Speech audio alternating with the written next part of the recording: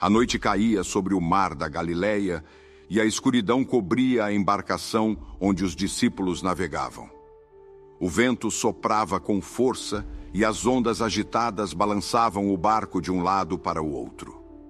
A tempestade rugia com intensidade e os discípulos estavam em meio ao caos das águas turbulentas. Os trovões ecoavam no céu e os relâmpagos rasgavam a escuridão, iluminando por breves instantes o cenário assustador ao redor.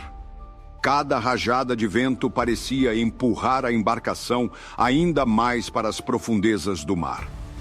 Os discípulos se agarravam às laterais do barco, tentando manter o equilíbrio enquanto a água fria os atingia. O medo se espalhava entre eles como uma chama incontrolável. Eram pescadores experientes, acostumados com as águas da Galileia, mas aquela tempestade parecia diferente de qualquer outra que já haviam enfrentado. O mar, normalmente tão familiar, agora se tornara uma ameaça feroz e implacável. Os discípulos gritavam uns para os outros, tentando coordenar esforços para estabilizar o barco, mas as forças da natureza eram implacáveis. Alguns tentavam remar contra a correnteza, enquanto outros seguravam os mastros para impedir que se quebrassem. Porém, a cada instante a situação se tornava mais desesperadora.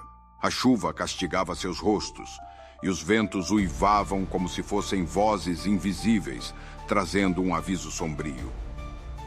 A água se acumulava dentro do barco, tornando a embarcação mais pesada e difícil de manobrar.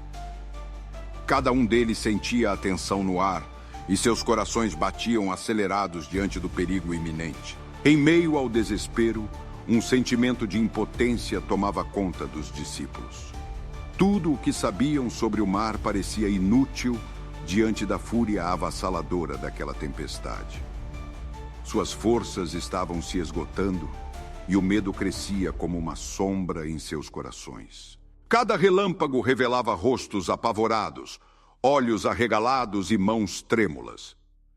A escuridão ao redor os fazia sentir-se ainda menores diante da grandiosidade do oceano revoltoso. Os discípulos estavam diante de um desafio que parecia intransponível. Um deles, segurando firmemente a lateral do barco, olhou para seus companheiros e percebeu que o pânico havia tomado conta de todos. Cada um deles lutava contra o medo à sua maneira, mas todos compartilhavam a mesma preocupação. Eles não conseguiriam resistir por muito mais tempo. Foi então que, em meio ao caos, um pensamento surgiu em suas mentes. Onde estava Jesus? O mestre estava com eles na embarcação, mas em meio à tempestade nenhum deles havia se lembrado dele. Seus corações estavam tão tomados pelo medo que se esqueceram de que Jesus estava ali.